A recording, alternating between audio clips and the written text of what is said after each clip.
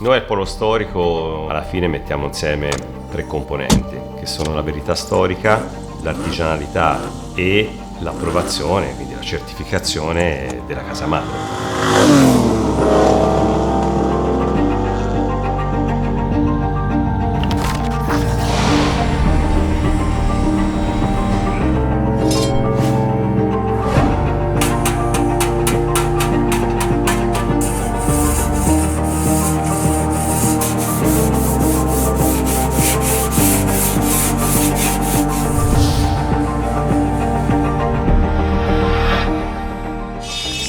L'unicità delle vetture restaurate dal Polo Storico è il fatto che noi siamo in grado di restaurare le vetture esattamente come sono uscite dalla fabbrica, rispettando